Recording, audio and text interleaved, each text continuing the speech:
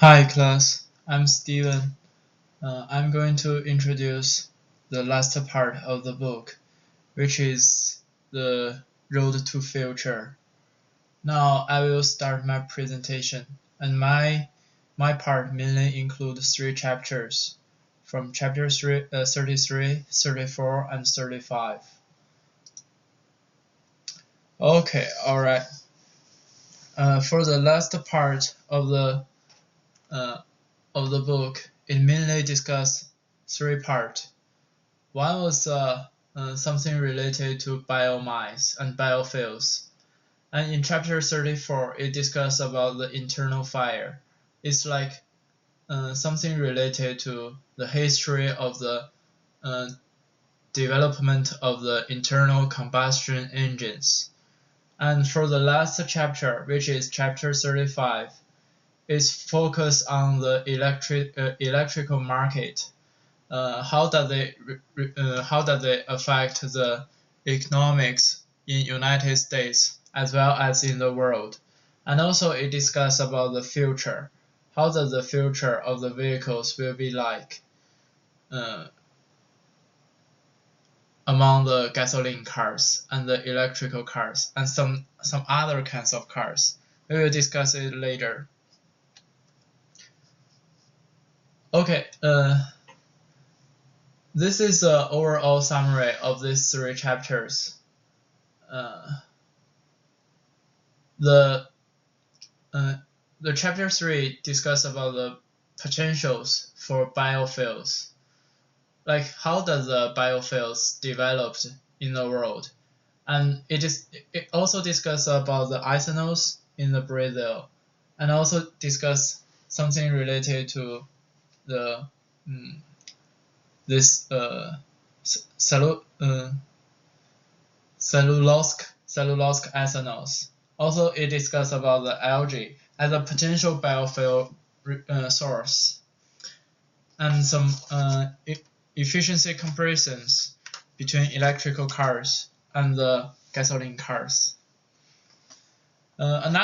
Another very interesting topic is about the fuel cells, which is mainly including the hydrogen fuel.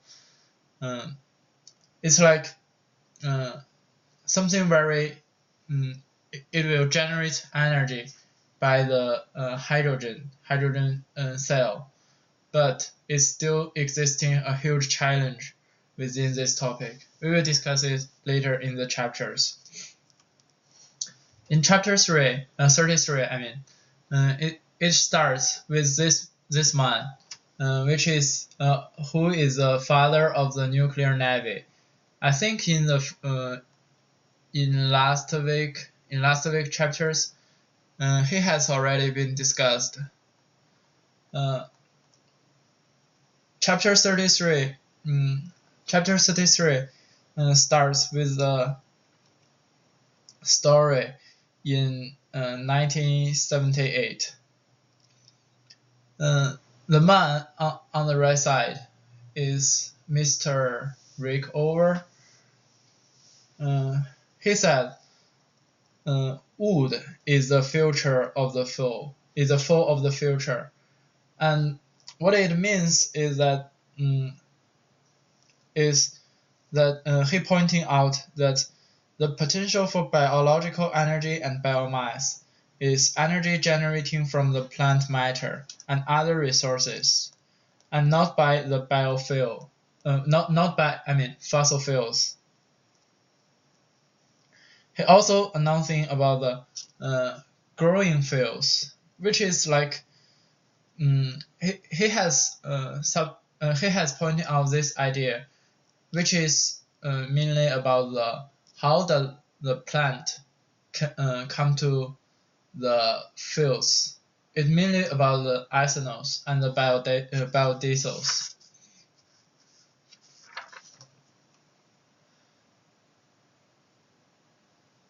Then the book discuss about how does the biofuel visions looks like. The biofuels suggest the possibility of the new area. The rise of the biofuels brings a new entrant into energy. The life scientist, only in the last decades, has biology began to apply in systematically to energy. The biofuels is a new area of the world and the United States. This is the main idea of this chapter. Then, from this point, the book is mainly discussed about the biofuels history.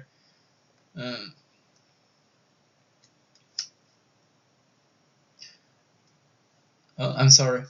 The process that produce fossil fuel is compressing the organic matter into oil and at the extremely higher pressure and the heat below the Earth's surface, like over millions of years.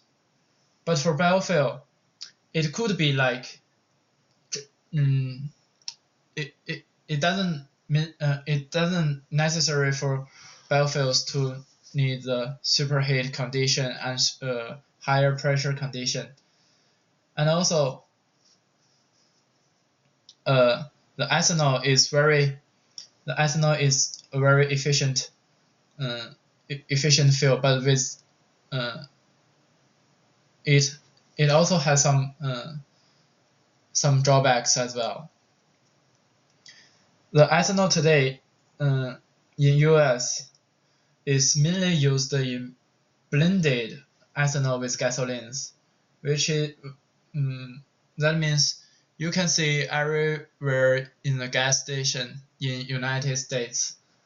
It's like 10% ethanol blend with gasolines or something like that. And the ethanol consumption in energy sector is equivalent to 600,000 barrels per day of gasolines. It's really a huge number.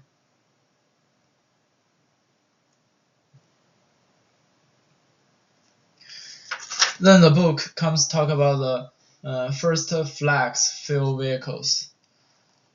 This idea is promoted by Henry Ford.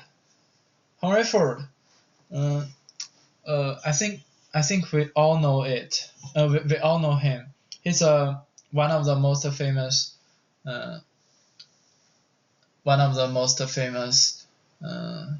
automatic brand in United States as well as in the world. Actually,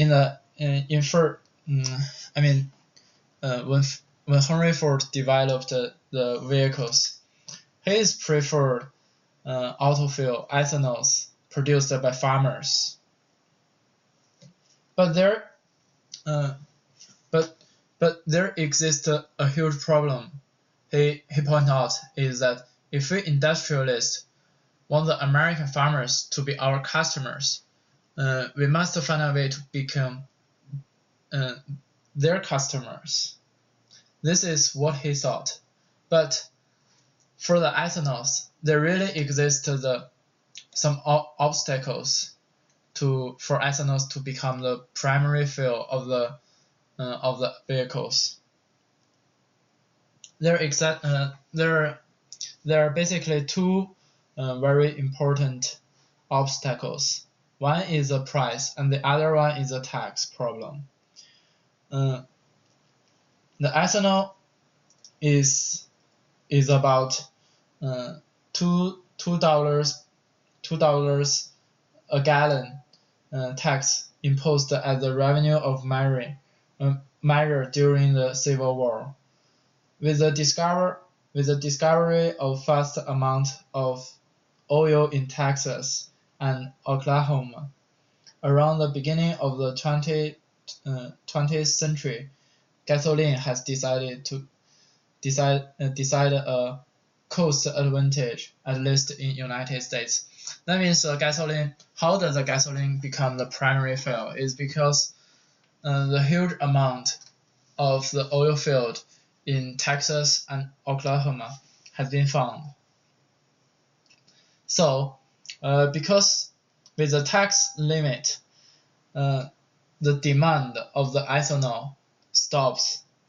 So ethanol became a very so ethanol become a situation like it's very expensive.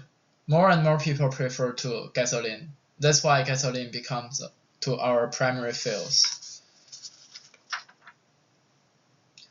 Then the book discusses about the gasohol.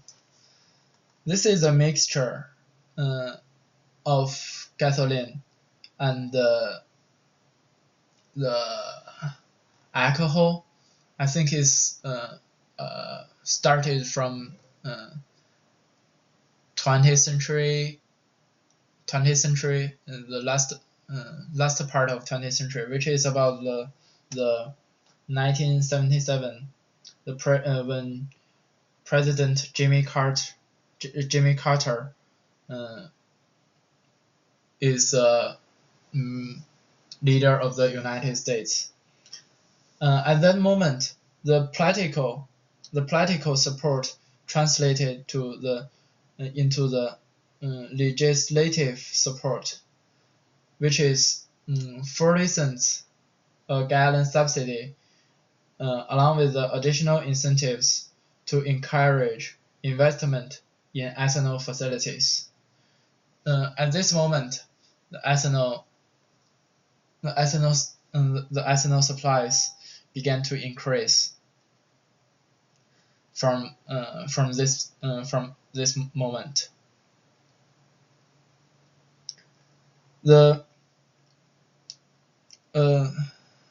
At this moment, I think it's sometime between 1970s.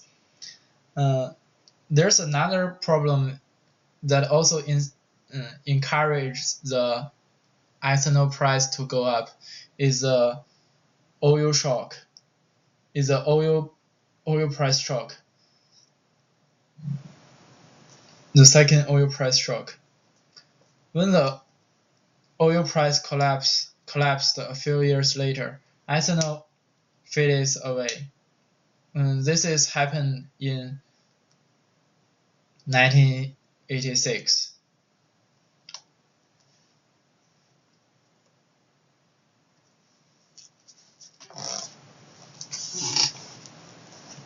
Then the book discusses about how does ethanol boom? How does ethanol become very acceptable by United States? The ethanol received a regulatory reprieve under the Clean Air Act amendment of 1990s. Much of the United States gasoline supplies were required to include extra oxygen to improve the combustion and reduce pollution. From that point, the ethanol becomes well acceptable, and it was mainly in a form of E10 in 1990s. E10 is I think is a fuel type that we see mostly today, which is 90% of gasoline mixed with 10% ethanols. If we talk about the ethanols, we must talk about the Brazil's ethanols. It's in Brazil after the Second World War. The cheap oil washed away the ethanol market in Brazil. By the 1970s, Brazil was importing 85% of its oil, and its economy was booming up. But the 1973 oil crisis abruptly ended. The Brazil, and at this moment, there's a very interesting thing called Brazil economic miracles, which is the petroleum price was quadrupled, and then the government must find some way to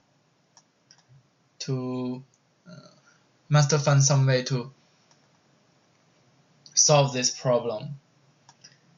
The government had absolutely no prospect for petroleum.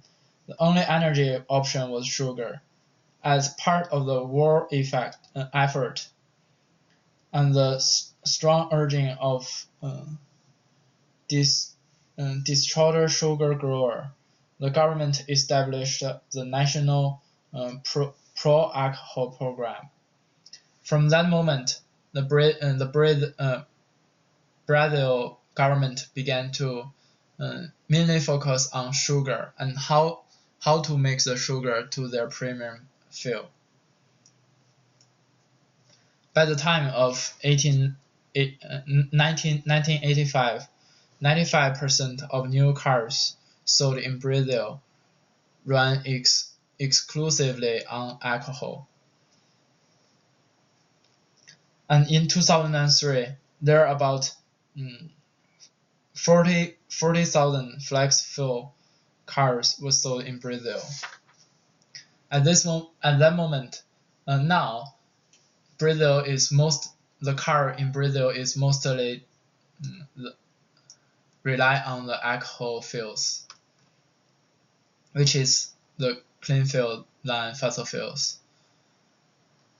Okay, another point about the biofuel is has a value for our daily food. So there also exists a debate in the world that whether we should use a plant as a food or as a fuel.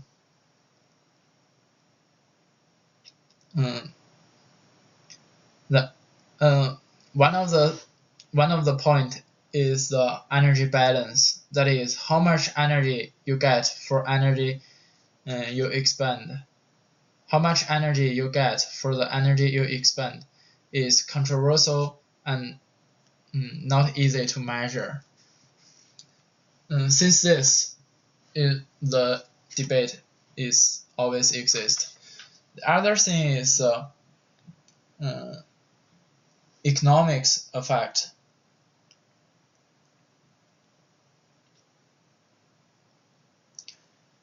The economics effect is about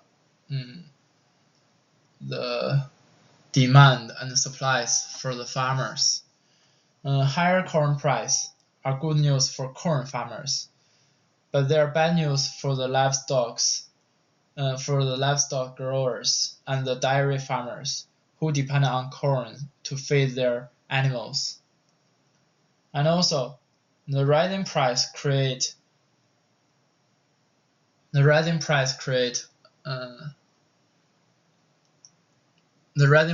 is also like it will have shock to the oil industry. I mean, the rising price of the ethanols will have the shock to the oil industries. For United States, conventional ethanol and biodiesel cannot meet the expectations for the biofuels. Of the 2.35 million barrels a day of biofuels that is required to be mixed into the country's motor fuel by 2022, more than half must be advanced second-generation biofuels, which means this is a United States expectation for the biofuels in the next few years. Another thing in chapter 33 is the algae, which is also a potential biofuel resource. Algae is a single-cell creature at the bottom of the food chain in the ocean, lakes, and ponds. Algae are little refineries. They absorb sunlight and carbon dioxide and produce oxygen. And there are mainly about 40% of world's supplies and bio-oils. The algae is very suitable for the production of gasoline and diesel and jet fuel. They are also very efficient. But there's a challenge for algae, is that the population challenge. The book mentioned that the challenge in all algae works is to find out the most productive strains of algae and then maintain the stability of algae population. That means the algae population is not very stable. So if we want to use algae as the primary, as one of the biofuel resource, we must think about this challenge right now. Okay, then come to chapter 34. Chapter 34 is about the internal combustion engines. It talks about the history of the internal combustion engines and how does the gasoline become the main force in United States as well as in the world. In chapter 34, it starts with a meeting between Thomas Edison and Henry Ford. Actually, when in the early years of the cars, the Thomas Edison is developed the cars are mainly electrical cars.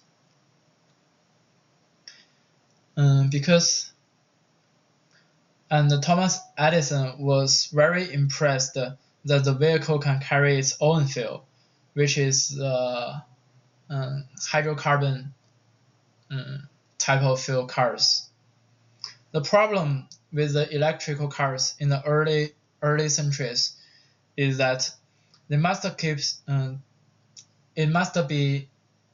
the power station, and the battery was too heavy. That's early years problems for the electrical cars.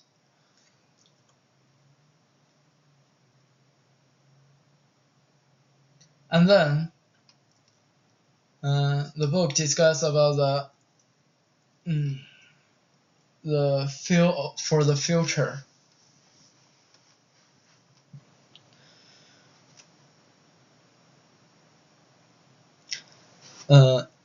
It introduced that the average life of the car is 12 years to 15 years. The emission is a huge problem. And how does a gasoline type of cars influence our world to lead to the climate change? There's a problem is that why we cannot substitute all type of the gasoline cars today by the electrical cars is because there are existing stock of cars to replace. So like too many cars has already on the road. We cannot exchange them in one night. But emissions are still a problem for many cities around the world. The cars right now mostly it burns gasolines and emits carbon dioxide and then lead to the greenhouse effect. Then the book comes with this very important person is Henry Otto.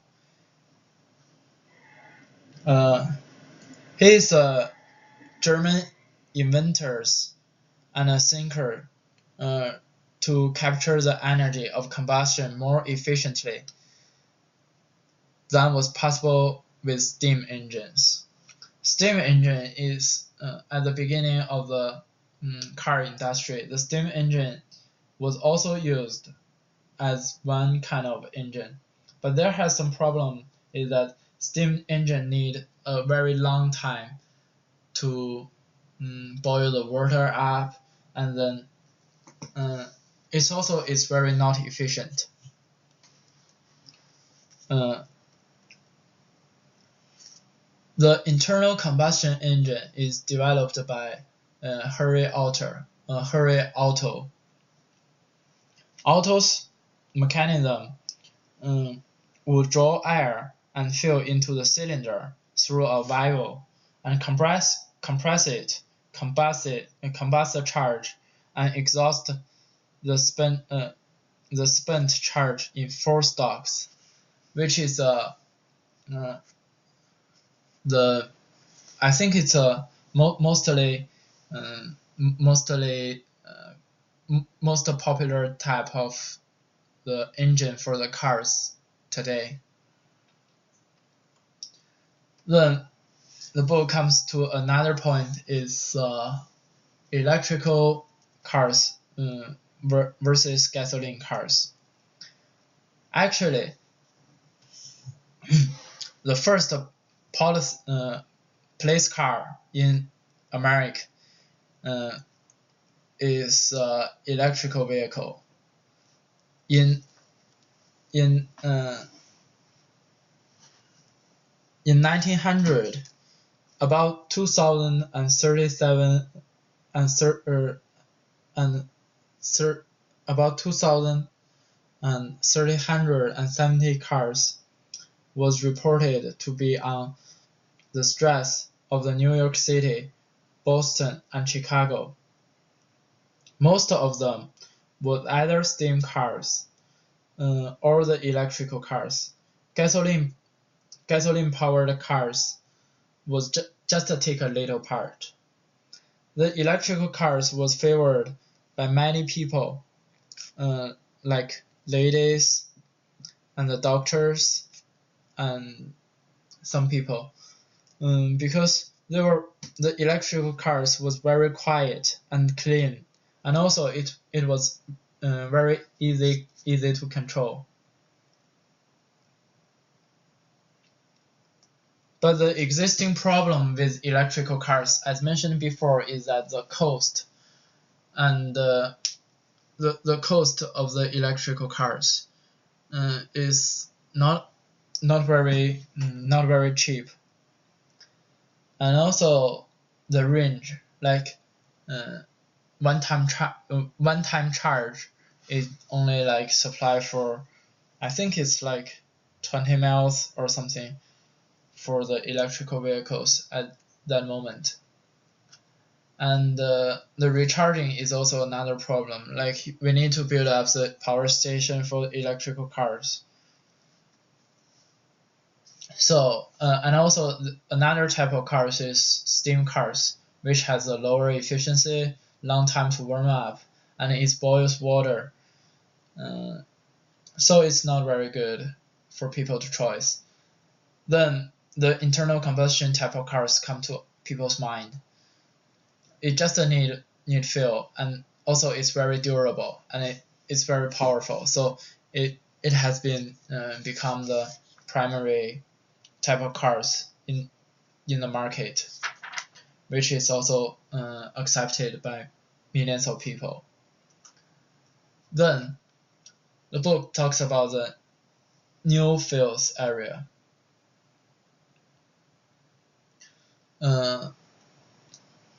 Actually, in the oil industry,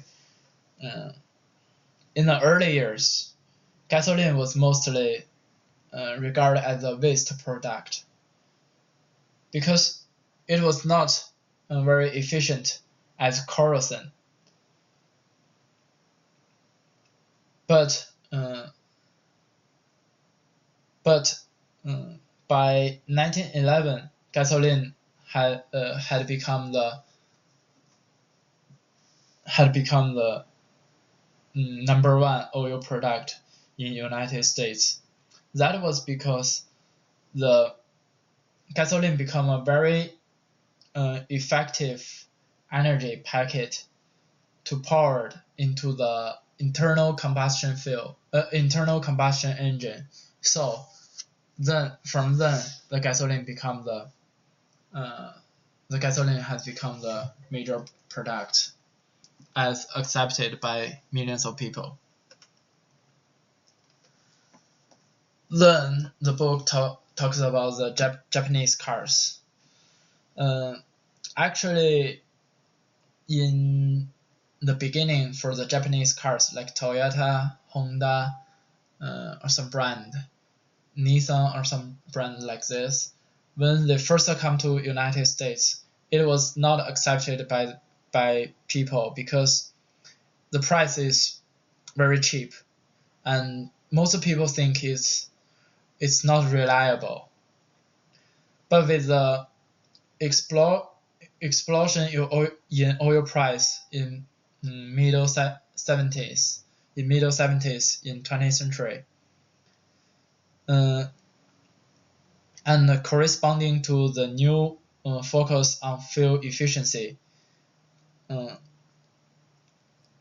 Japanese cars has been regarded as the efficient little cars, and it has been accepted by people as the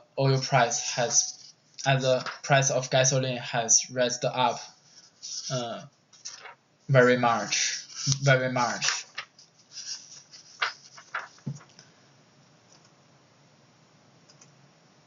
Okay. Then it's the last chapter of the book. It talks about the electrical cars experiment.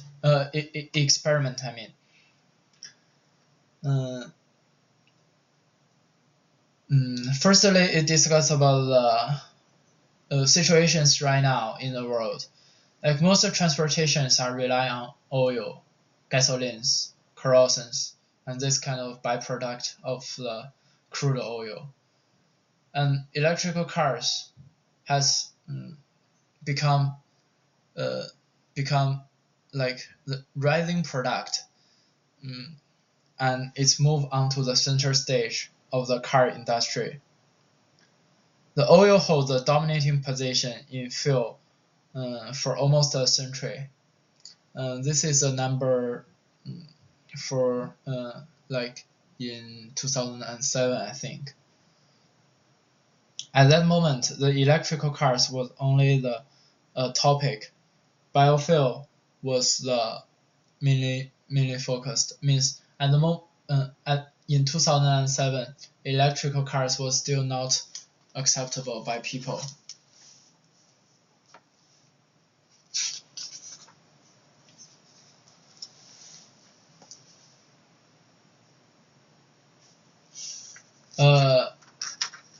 The chapter 35 also talks about the haze, which is an environmental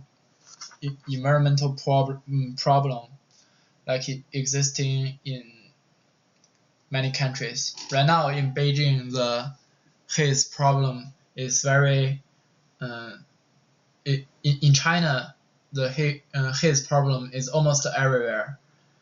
That is led by the auto exhausts, which is a environmental pollutant. It's mainly about the mainly composition is particle matters that is less or equal to 2.5 micrometers, and it corresponds to the vehicle exhausts.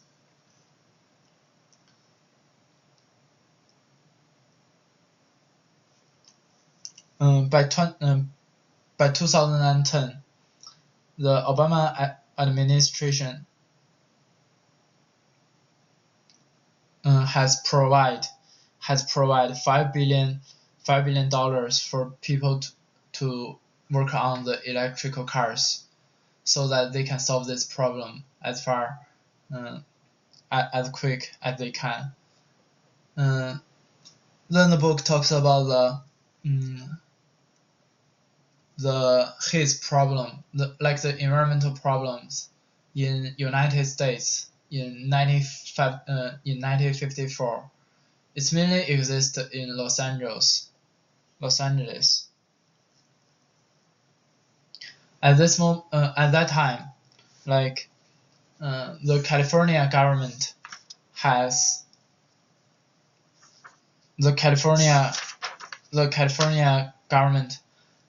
formed the Air Resource Board to control the smoke, and also it come out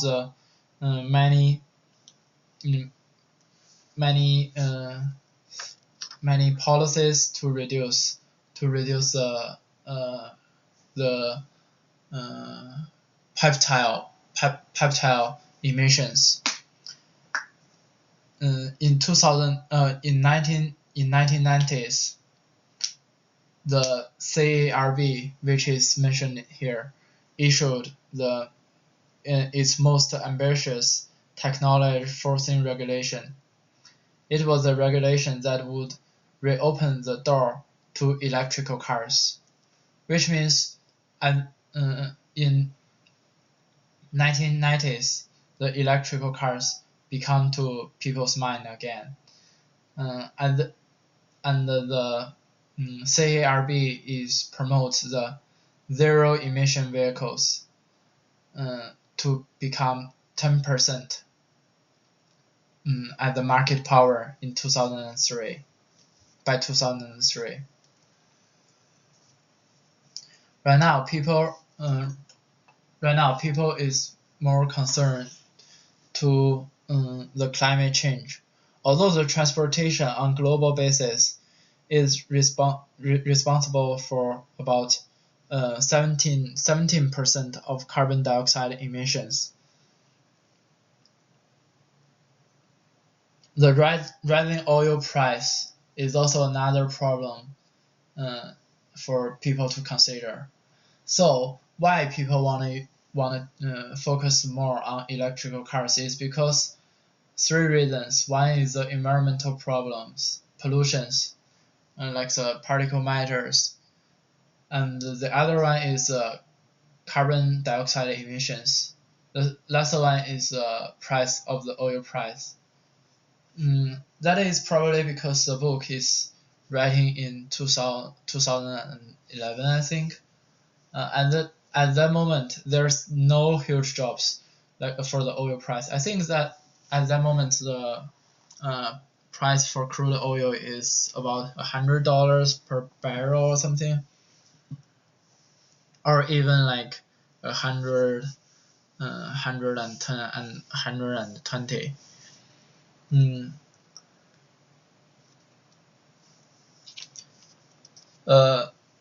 Then there are many type of cars has become to people's mind. It's not only the electrical cars, but also there's a hybrid cars. Hybrid cars is served as a kind of mental bridge to electrical cars by creating a public acceptance of battery-driven vehicles. And what they could mean is that a much larger role for electricity in transportation. Hybrid cars is like it want to open people's mind to accept the electrical cars again. I mean, the policy is in United States as well as in the world has very incentive mind for the electrical cars and hybrid cars.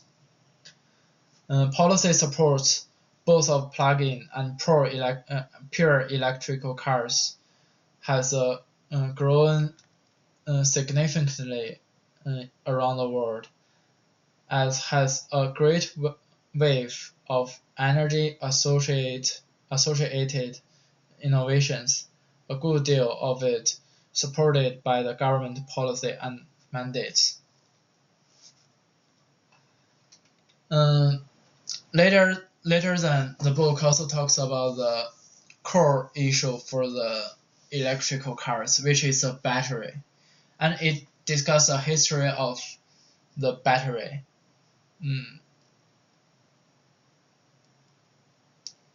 In the battery industry, the earliest battery is the lead acid battery, and then in 1980s, the lithium battery comes to people's mind.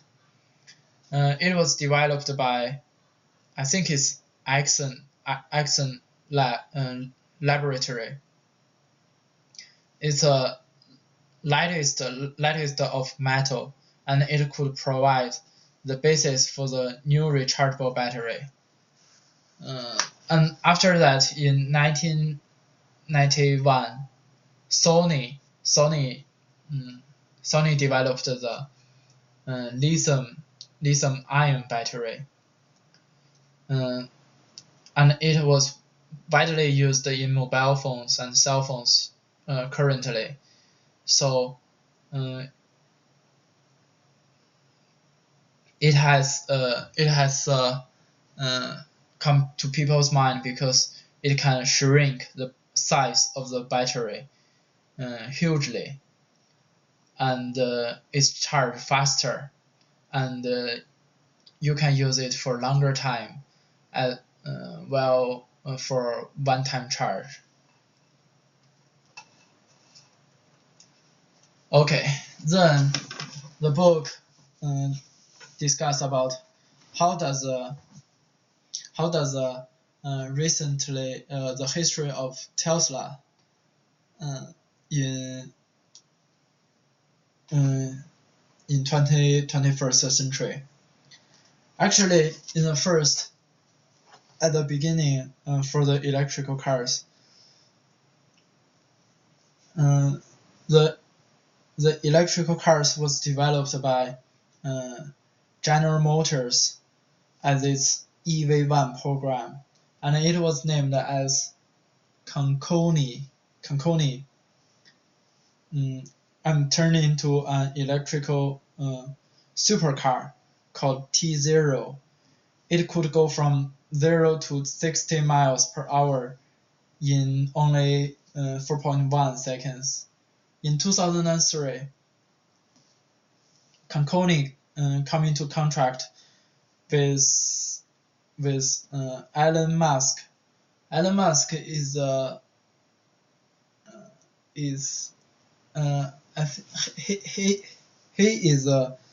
entrepreneur for SpaceX and Tesla, and as well as Solar City.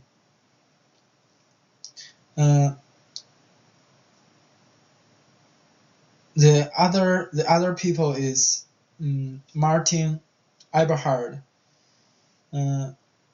who has offered Conconi with 150,000 investment for the experiment to use different kind of batteries to shrink the size of batteries, and how to make the battery powerful. And as a result, Conconi took 0 to 60 miles per hour in only 3.6 seconds, which is an unbelievable number. But behind that is a huge money investment.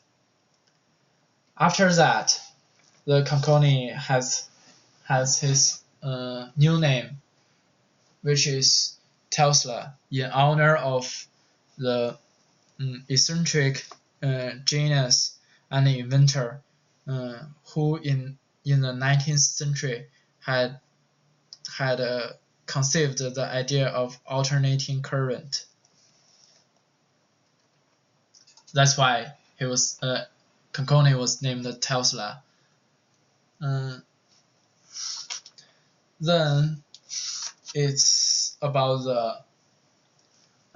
the book is mainly focused on the electrical cars and how to make the electrical cars more efficient and more acceptable by human beings in the world. It's mainly about the battery problems, and the main problem is how we can reduce charging time and mm,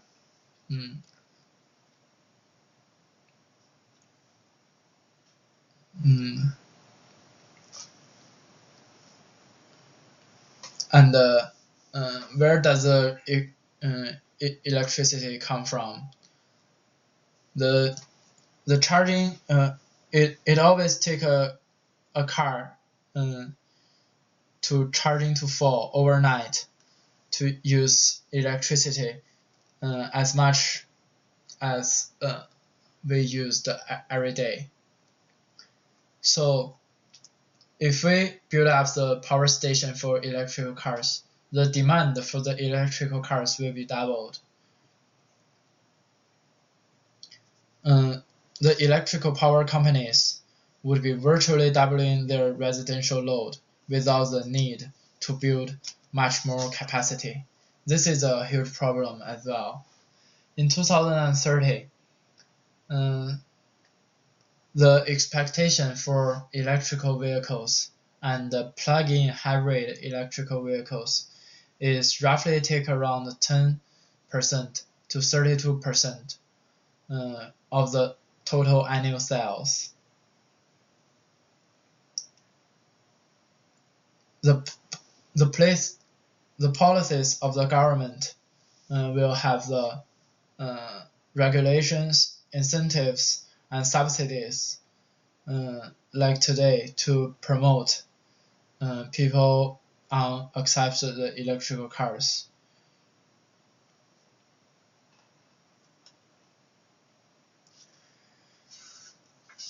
Okay, then the book discusses how Asian countries focus on the new type of energy vehicles. I'm a Chinese. I know that in China, especially in Beijing, there's a regulation on how to control the gasoline cars, and there's a subsidy for people who buy electrical cars. And there are lots of Chinese companies to focus on the electrical cars instead of gasoline cars. The Chinese government has categorized the new energy vehicles as one of its seven strategic sectors for economic development. And one of the famous Chinese vehicle company is BYD. BYD is now focused on nickel-cadmium type of batteries, which could be a type of battery like for the next generation. Also, the book is talk about another electricity substitutes, which is fuel cells.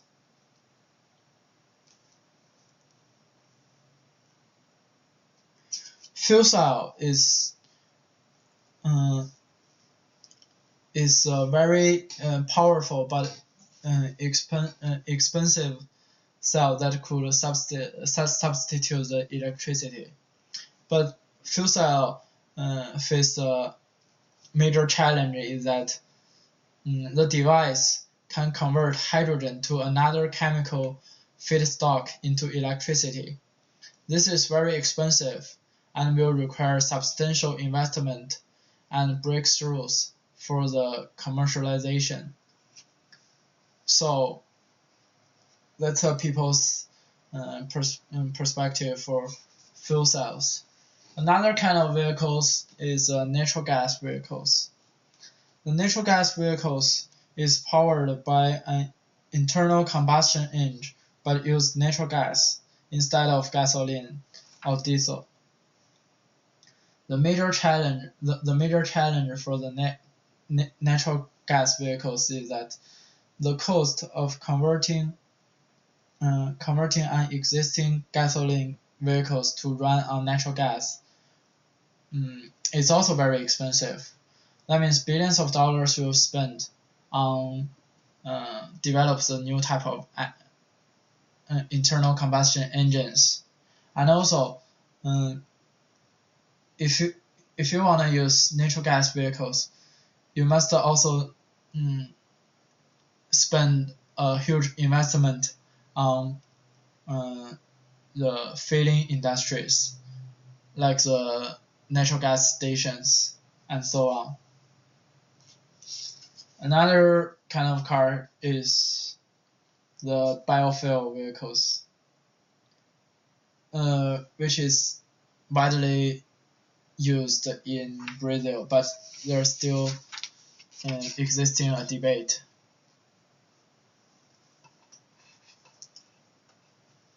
So, as the last part is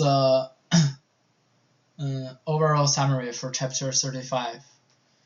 It's about the electrical cars, hybrid cars, and biofuels, and the natural gas vehicles, and more efficient internal combustion engines, fuel cells. This is all type of the vehicles maybe will be accepted for the next generation. Yeah, now the book is over. It's mainly discussed about the cars for the chapter 35. Alright, here's all of my presentation. Thanks for watching.